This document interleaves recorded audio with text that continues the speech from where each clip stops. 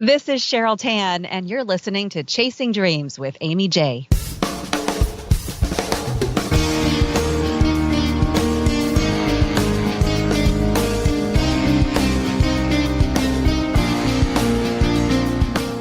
Welcome to Chasing Dreams podcast with Aimee J. Aimee believes that realizing a life without regrets is achieved by taking chances, chasing your dreams, making moves, and overcoming your doubts. The Chasing Dreams podcast will help you overcome life's obstacles, believe in your potential, and inspire you to face your fears. And now here's the woman who is passionately pursuing her dreams, Aimee J. Hey Dream Chasers, this is Aimee J, and you are listening to Chasing Dreams episode number 83. That is a crazy number for me every time I say it, but it's still true because we're just going higher and higher.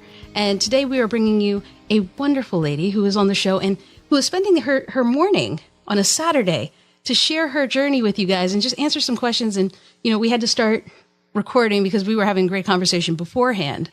So I want to bring her on officially, though, so that you guys can hear it. Her name is Cheryl Tan. And, Cheryl has told thousands of stories while working as a broadcast journalist in Georgia and Virginia. She has a 20-year career in TV news.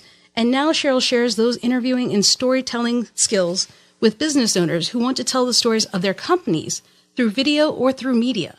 As a journalist turned entrepreneur, Cheryl taps into the skills she developed while on the air and uses them to help entrepreneurs be seen as experts in their fields. She helps them connect with clients, customers, and the media through video and public relations. And it's a very necessary topic and skill that a lot of us, including myself, don't really take time to practice. So you're doing a service, Cheryl. Welcome to the show. Thank you for coming.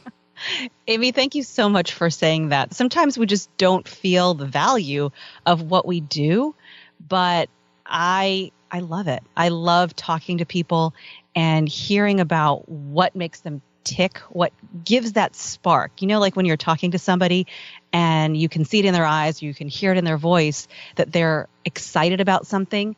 And to me, I love the opportunity to ask questions and get people to share what it is that they love with me.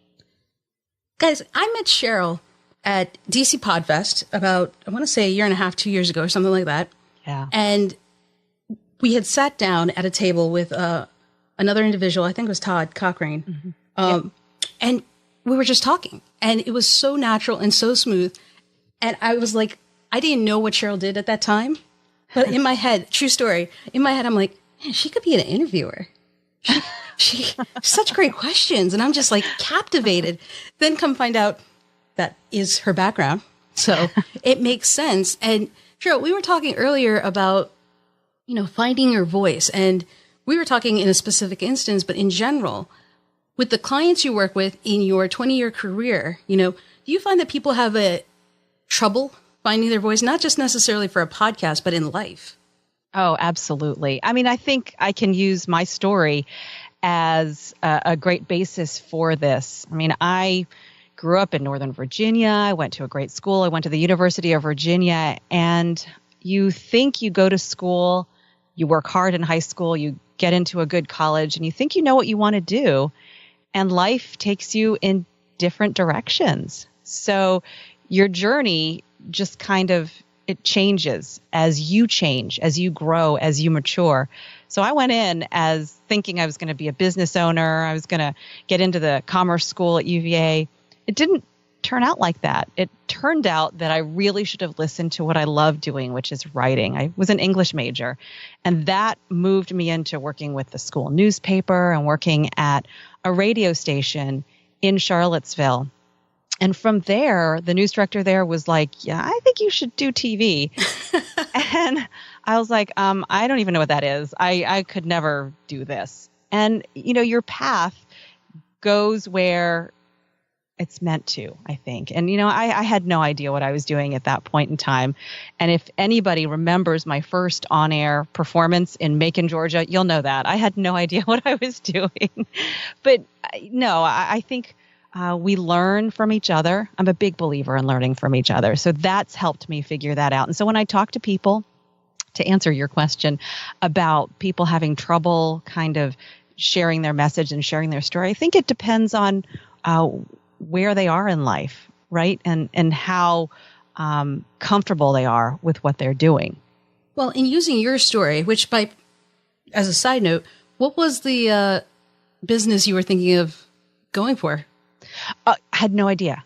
Had no clue. Really? I was that wasn't even a hint? Yeah, no. I went into college thinking I'm just going to own a business. Just any business? I had no idea what business. Wow. No, absolutely no clue, which is probably why it wouldn't have worked.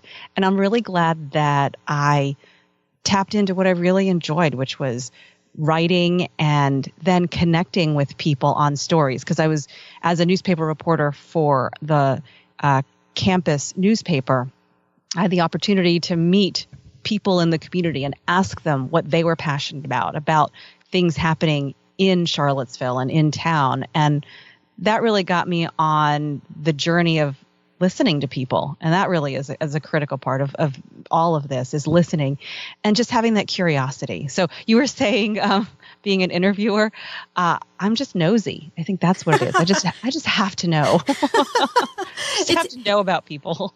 So that's that innate ability within you, that you just have to know that you're asking these questions. Yes.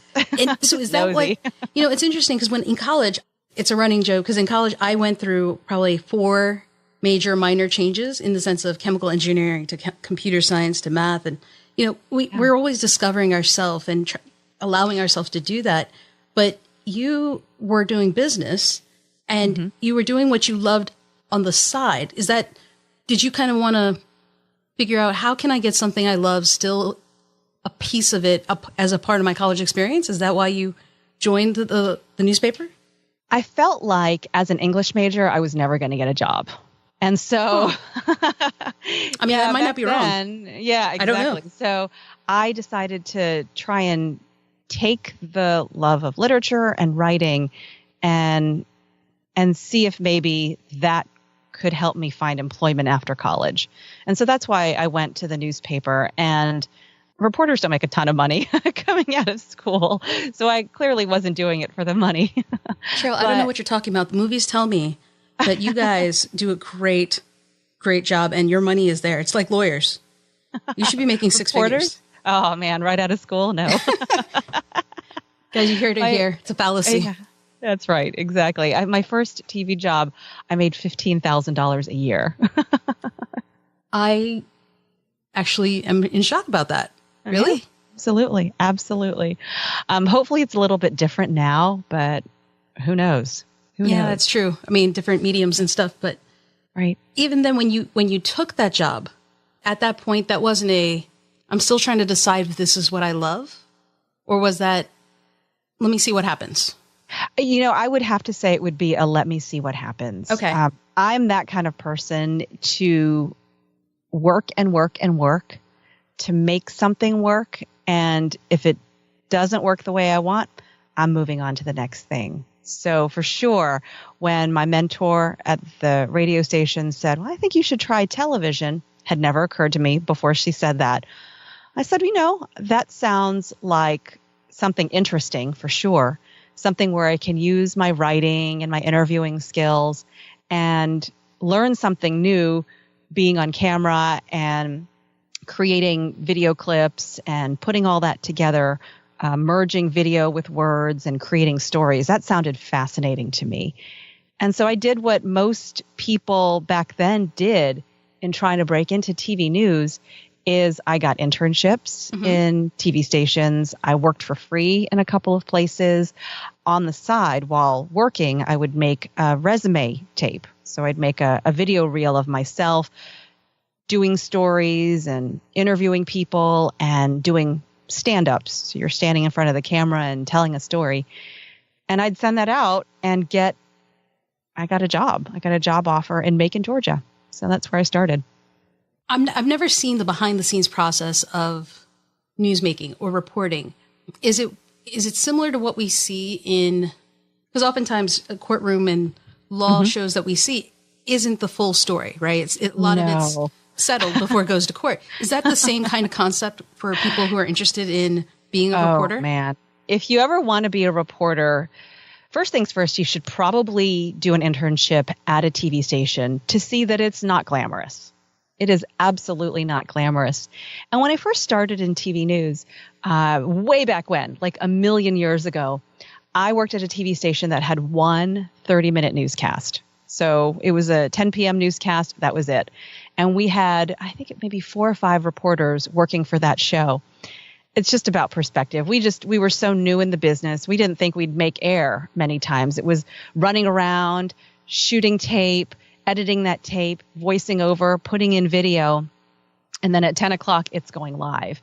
But now in 2017, TV stations all around the country, they have minimum 8-9 hours of live news every single day.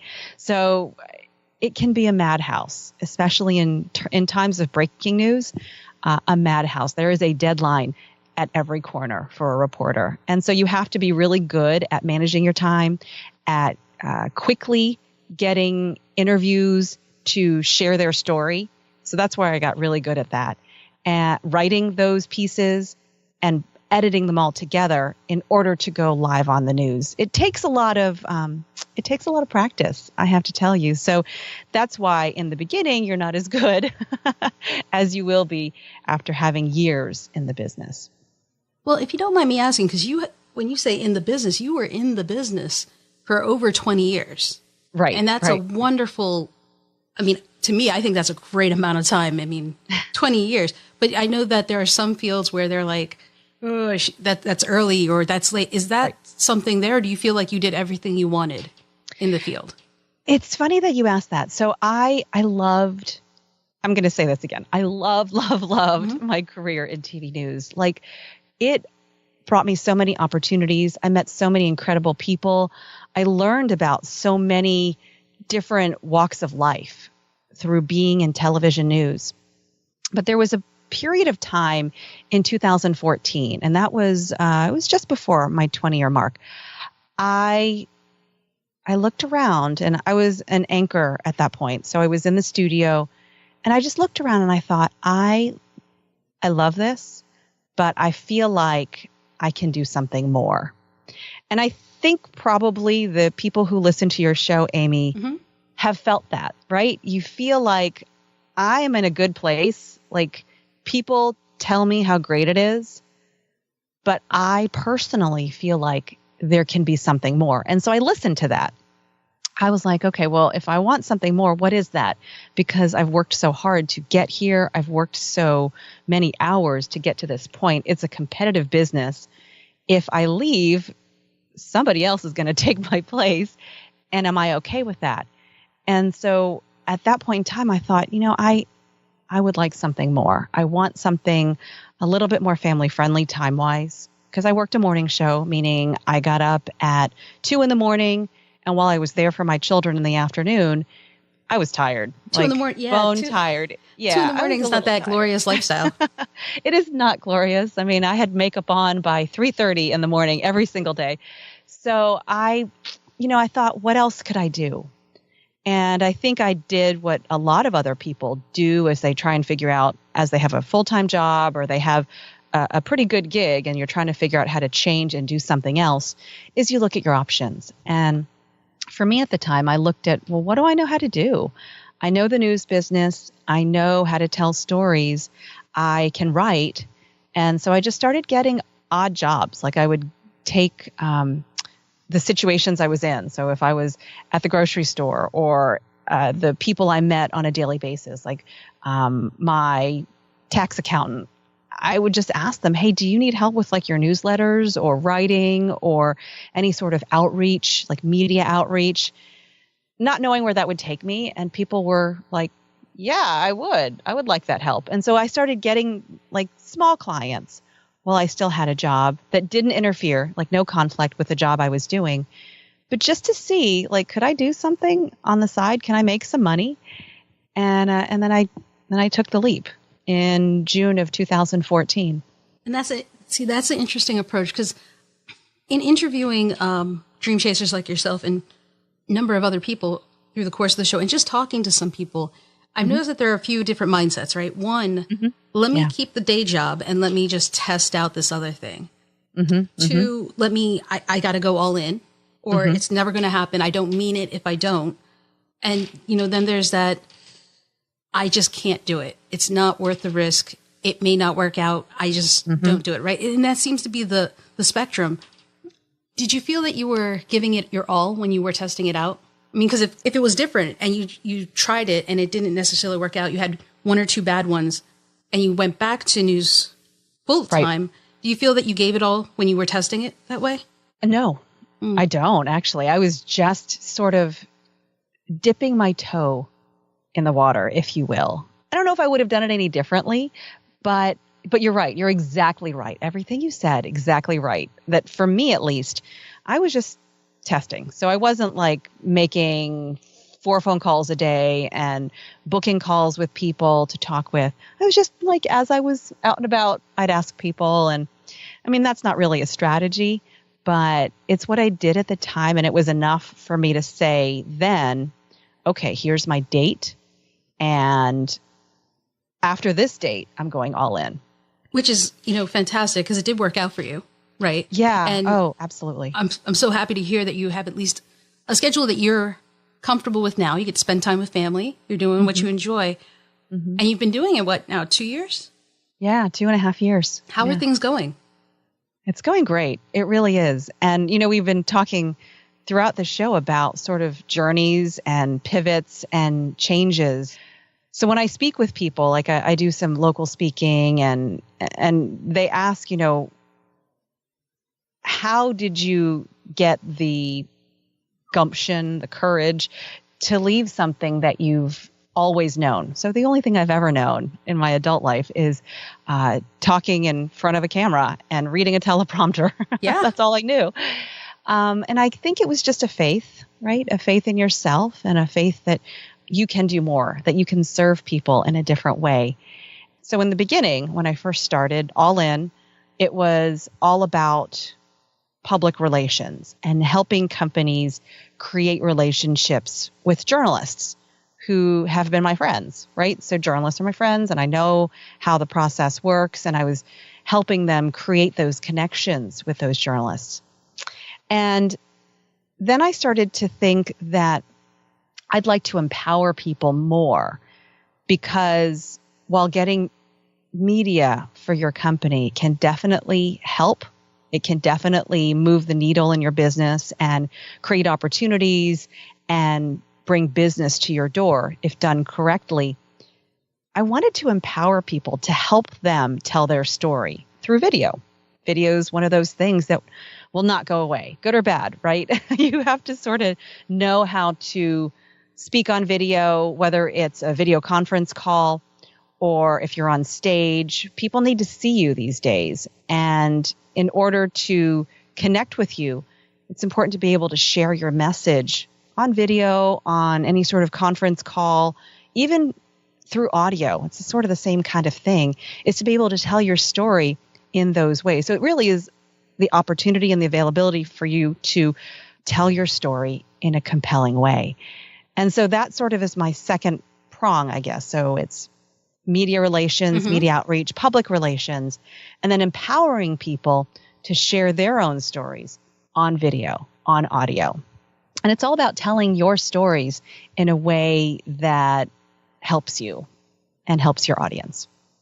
And that's the interesting thing. I mean, even in having this conversation and your story, right? The takeaway I'm getting is, being self-aware and knowing when to listen to your gut to pivot and kind of, decide which is your comfort zone. Am I testing it? Am I giving it all, or am I just giving up on it? And I think that's a feature that not all dream chasers have. I mean, you have one where you actually listened to your gut and thought, hey, maybe not business, writing. Right. And maybe not writing business. Yeah. And maybe that's the way it had to happen. Maybe that was the order that it had to happen. But I mean, it sounds like your business education that you got initially is coming back. So you're using it. Yeah. Right. And do you feel that you're still kind of figuring it out even now that you've had prong 2? empowering, and you're working on that. Are we still creating more prongs, or are we adapting the ones we have currently? I personally feel like I'm always learning everywhere I go with everyone I meet. The thing is we have such an opportunity to be surrounded by amazing people. If you think about your own community where you live, and then if you find online homes, or if you listen to shows, podcasts, YouTube channels, there are so many opportunities to surround yourself with amazing people. So I feel like I'm always learning and seeing how those lessons, I can use that in what I'm trying to create. We don't need to reinvent the wheel, right? So we're kind of all in this together. That's how I feel. I think you're absolutely right, because there are things that I don't know that I don't want to reinvent it and just try and recreate it. Why? When if I interviewing or just even putting a story together, finding my voice, I would come to you, right? Because you have that experience, that background. Whereas if you needed computer help or something about websites or something like that, you could reach out to me or someone who has that experience. I will definitely do that. But yes, exactly. But it's that kind of a thing, I think. And it's interesting you say it that way, because I was having a conversation with a friend of mine earlier this week, and she was so frustrated with the fact that she couldn't do something she loved. She was really she wanted to put a podcast together, and she just didn't have time or money to do the things that she wanted, like a quality product. And I was like, well, why don't you ask for help? And that seemed to be the biggest light bulb for her, that she could get help. Yeah. And I'm imagining that on your journey, you had people who helped you. Absolutely. Wow. That's so true. But did you seek those people out? I did. I did. I always look for people around me. And I think that's also why so many people now are chasing their dreams in a different way, is that if you know where to look and if you're open to looking, just like you mentioned in that story with your friend, seems like you gave her permission. Sometimes we need permission, but you've given her permission almost to seek the help that she needs to get her podcast off of the ground. But yeah, I mean, I looked around, and at the time, to be very honest, I didn't know a lot of solo entrepreneurs. I didn't. But I had also at the time been interviewing some pretty successful entrepreneurs in my community just for a show that I was hosting. And that's where I got the idea to start my own company, is I saw these really big local companies do well. They had employees, they had products, they had storefronts, they had all kinds of things. And they were making an impact, not only in our area, but in some cases around the country. And I was like, these entrepreneur people, they're kind of cool. I really like them. So while I didn't know a lot of people who were doing what I wanted to do, I mean, they seemed like they were 100,000 steps ahead of me. I just sought them out. I mean, I would look for local people. I knew when you're looking for it, you're going to find it. So I started looking in my network for people who had left something to do something like create a business. And I found them. And I immersed myself in their groups and talked with them. And they were local, actually. They were local at the time. And then I branched out and found people in other groups. And I still do that. I'm always looking for people who want to connect. And I love hearing their stories. And I'm super nosy, so I'm going to get right in there. Well, so let me ask you something about what you just said, though. You found people who left something and started a business. You didn't try to focus on finding people who left news reporting and started a business? That's such a good point, Aimee. It doesn't happen that often. Huh. It's happening more now. I'm noticing people more now, but no, I did not know any. And in fact, if you look at my Google searches from way back then, I was looking for like journopreneurs, journalists turned entrepreneurs. There's not that many out there. It was okay to find somebody not in your area then? I started first locally. Okay. And now for sure, I'll go anywhere. I'll talk to people anywhere. Well, it's about the story, right? Absolutely. So, Cheryl, when you're reaching these people, and because I love the fact that you didn't limit yourself. I don't find anybody who's leaving journalism and started a business. Oh, well, now there's nothing. I mean, a lot of people have that mindset, hit that first obstacle and you're done. But you just kept going. I mean, you found people. Mm-hmm. And so is that just a you thing? Oh, I think it probably is a journalist thing, to be honest. I think when you have a deadline. Tenacity. Yeah. I mean, if you have a deadline that is right around the corner and a producer calling you and you need a story, you can turn that into sort of any kind of situation to just get it done. So yeah, no, it's a big get it done thing. Let's get it done. Well, and you may have seen this in the stories you covered in your career and with the people you're working with now. What do you think is a common lesson that you found amongst them in changing careers, the ones who have changed their story? I feel like that the common thing is they're always doing it for a reason.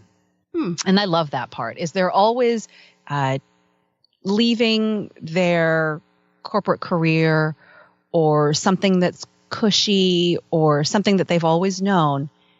And they're leaving for something that is passionate to them, whether it's a sick family member that they want to take care of and that they've wanting to make time in order to spend more time with that family member, whether it's they want to kind of downgrade from a crazy corporate life.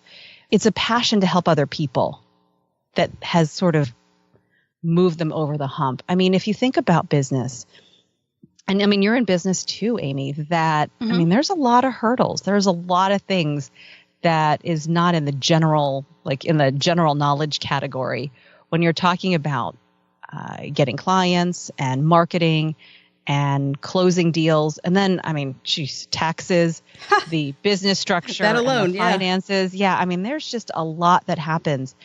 And it's important, I think, for them to have that passion about what it is they want to do, how they want to serve somebody, because that other stuff is kind of a pain. If that's not their strength, the other stuff could leave them, I mean, really in the lurch.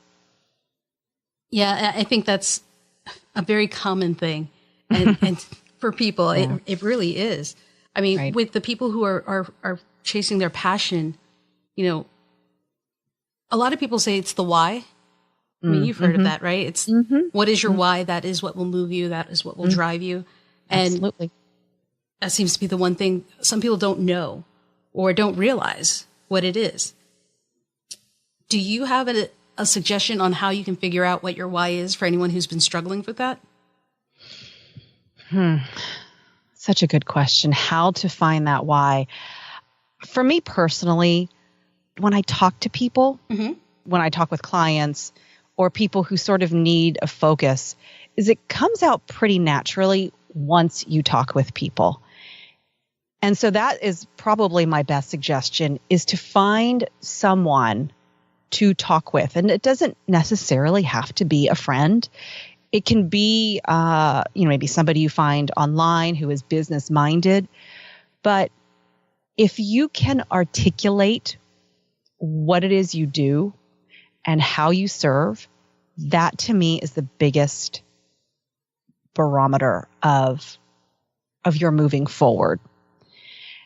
Because a lot of times people want certain things and they want a change in life, but if they can't articulate it pretty succinctly, what it is they do, how they plan to do it, and what they're going to do to finish out that process, if they don't do that, then they need to do a lot of thinking. They need to do a lot of soul searching before they get to that point. Because most people, if they don't have that plan, right, if they just sort of have, I want to start a business, I want to do this, that, or the other, that's not concrete enough for them to get moving on to the next step. And so if you can talk with somebody who's sort of that, and there are a lot of people out there like that, right, who's the very on point kind of person that'll get you from A to Z. If you talk to that person and that person can see very clearly what it is you want to do and how you're going to get there, then you've got a greater chance of success. And it's interesting because I was just thinking that more and more people are doing that, right? Coaching and mentorships and things, and just the different mediums that there are. You were talking earlier about how video, isn't really going away. It's just the format of it, right? And so the excuses and reasons for not finding someone and being able to have a conversation, whether it be by phone, Facebook Live, or, Skype, FaceTime, whatever, seems to be minimizing. But I don't know if it's an awareness thing that people know that these people are out there, or that they just are afraid. Because what happens if you say yes, or you find out what it is? Then you got to do something, maybe. Right. And I think that's probably the biggest part of that is once you put it out there, some people may think that's enough, but some people might, once they say they're going to do something, or they are putting a plan together and have the steps to round out that plan, some people will actually move forward on that. And how exciting that is. How fulfilling. Have you seen people do the opposite? Figure it out and then not pursue it? Yeah, I have. But I mean, at the same time, we're all in this together, right? So if you're in a community with somebody, maybe you're in a mastermind, or you're in a group and you're close with somebody and you see them struggling, I think that, I think if they reach out and say, how do I get to that next step? I mean, I think that it's easy, I think, to help pull them along, and hopefully they can see that it's easy too to reach out and ask for that help. And so it kind of goes to that point that you said earlier about your friend with help on her podcast, is it's okay to ask for help. It's more than okay, because there are plenty of people out here, especially in the podcasting community, I know you've seen that, who'd be willing to talk with you and say, I'm here for you. I can help you get started, get moving. And what's interesting is I've also seen the other side of it, right? I've also seen people say, hey, I'm here to help. Who needs it? Yes. Or just, that's great. Hey, I can help you. What's going on? Because it's always interesting because you can, it's a perspective thing, really. From one perspective, it's, hey, it's okay to ask for help. From the other, it's, hey, it's okay to offer help. It's always interesting perspectives and how we have to change perspectives sometimes to kind of get there. So while we say, yes, you should ask for help, I also think it's important to kind of say, hey, yes, you can offer help. Right. Also, you're doing it with your, you guys, and all the links will be on the show notes page. You have a newsletter where you share tips and advice and stuff. So it's not necessarily a direct way, but here's a way that you are helping people with their ability in video, with what they're doing, right? You've spoken at PodFest, DC PodFest, and you have these opportunities in your speaker. So I don't know if you did that intentionally, but I do think that is a way that you are offering help for others. Was that an intentional part on yours? Oh, absolutely. Absolutely. I would definitely, if somebody wants the knowledge, I guess it's just what I've known over years being in TV newsrooms. If somebody wants that knowledge, I want them to have it. So I've tried to create the content on the website and just opportunities for people to learn about video, about PR, about media outreach, to help them get to the next level, to help them move forward. And I feel like we all talk about it, but I do really believe it. It's the connection. It's people making that connection. I'm so thrilled that we both met each other at DC PodFest, and that we're continuing the relationship. It's the connection, and we'll always have that. Yeah, and I think people, I think, underestimate the power of networks and connections, because I'm sure if somebody asked you, hey, do you know and named a type of, I guess, career, you either would know directly or know someone who would know someone. Sure. To be able to put them in touch, right? Absolutely. I love introduction emails. I love to make them. I love them. And, and I hadn't come up with the word, but my friend Cornell Thomas had called me a connector. Because at Podcast Movement, I was putting people in touch with each other. And I had never heard that before. And it's kind of essentially what networking is, but even just building a relationship. Right. Us having that conversation and being able to, a year and a half later, still have conversations with each other. Right. And it's a very powerful thing. Would you say that in your career and in your new career, that those connections have helped you? Absolutely. So if you think about it from when I was in Macon and I was a reporter, and there are reporters all around the country. I'm just going to go from the reporter standpoint. But reporters move up. They move cities. And so now I know reporters around the world as they've moved up. We started in very small markets, making very little money. And now they're in huge cities and they're doing some amazing things. Some of them have left the business. They haven't necessarily started their own businesses, but they've certainly used their communication skills to work in some pretty incredible places. And now those people are connections. So think about it as someone from a business standpoint. Like, let's say you make a connection with a reporter just starting out in, let's say, Macon, Georgia. Okay. You make that connection with that reporter, and that reporter puts you on television, tells your story on a TV station, the 6 p.m. news on the NBC affiliate in a little town in Georgia, for example. That reporter moves up to Atlanta, highly possible. Maybe then from Atlanta moves to San Francisco, maybe then to New York, or maybe the network. And that connection is still there should you decide to continue to cultivate that. Keeping in touch, sharing news about your business, or even just like being sort of real, like a real connection. Like maybe you're both avid Falcons fans or something. But whatever that is that reporter can perhaps move up to the network, and then you have someone as a connection working for the network. Does that happen? All the time. All the time. And it doesn't actually have to be in, that particular situation, but all the time. I mean, conceptually, I think you're absolutely right. I mean, my current job was because a friend put me in touch with it, you know, and that's my sister, a friend, made her aware of the opportunity.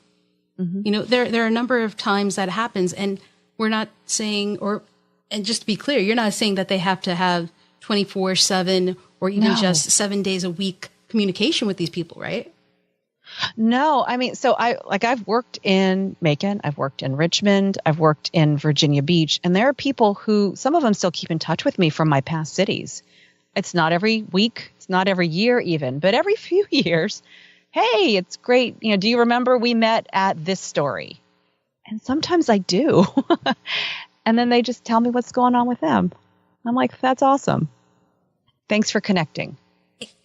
You know, I love that, because sometimes I think the people I don't see as often, I have a different connection or different relationship with, but sometimes it seems deeper almost, where when you see them again, I mean, I saw you again at Podcast Movement, and it's almost like, hey, has this much time actually passed? I know. Since we last saw each other? No, that's not a good thing. Like, things happen so quickly, but it was great to see you. Yes, it wasn't a lot of time there, but I mean, you don't have to have a constant connection, but sometimes if it's a genuine one, and I think you hit the word cultivate and just kind of nurture a relationship, just like any other relationship. Think of it as a friendship. Yes.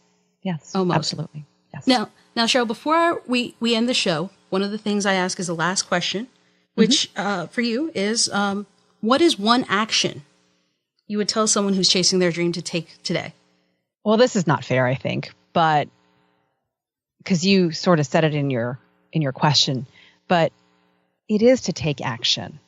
It is to do one thing to move you forward. And most people know what it is. That's the thing, is most people know what that one thing is, but it's scary. So that one thing could be, I need to make a phone call to somebody to maybe help me get potential side work. It is, maybe that one thing is, I need to record a video and put that on my website. Or I need to put in a request to speak at Podcast Movement. I mean, it's scary stuff. Usually people don't have a problem with the stuff that's easy. I mean, they, of course, right? So it's not that they're not motivated. It's scary. So my advice is to do that one thing, and sort of like when you eat something bitter, like veggies or something, eat it fast, get it over with. And if you have trouble with that part, that's where you get help. Get someone to help you maybe create that video, or help you write a script. So when you pick up the phone to call that scary person on the other end of the line, because you're asking for something kind of big, well, so you have a script. Totally fine to read from a script. I think scripts are fine. So get some support if you need it, but do that one thing, because what happens if it goes well? What if you create that video and it makes a connection that gets you new business? Or what if you pick up the phone and you make that phone call and that person says, yes, of course. What have you been waiting for? I mean, so think about that. So really it is taking action, which is what you said, Aimee. But if something stops you, and a lot of times it's not easy, then get the help you need to push you forward. That's okay, Cheryl. I'll allow it, because that was very, very well said. So I'm going to allow that. Okay, thanks. Cheryl, thank you so much for taking time off on your Saturday morning to speak with us. And you guys can absolutely connect with Cheryl at CherylTanMedia.com. And I'll talk more about the show notes later, but you're fantastic. Thank you again for coming on. Thank you so much, Aimee. You are fantastic. And I have loved watching your journey. You're going to soar. I know it. Dream Chasers, that was Cheryl Tan. I mean, you're going to have to go to the show notes. There were so many little nuggets of gold knowledge being dropped today. You may not have got them all. Check them out. Links, all of those little nuggets are on the show notes page over at chasingdreamshq.com/episode 83. That's episode 83. And take Cheryl's advice. Do one thing to move yourself forward, okay? So until next time, guys, keep chasing. Thank you so much for listening to Chasing Dreams. Aimee would love to connect with you and hear all about your pursuit of chasing your dreams. Connect with her on Facebook, Twitter, or Instagram via @ChasingDreamsHQ. Or you can find Aimee on Twitter @AimeeJ21. That's AIMEEJ21. Be sure to visit headquarters over at ChasingDreamsHQ.com for more inspiration, motivation, and resources to help with your own dream chase. We hope you'll join Aimee next week, and until then, keep chasing.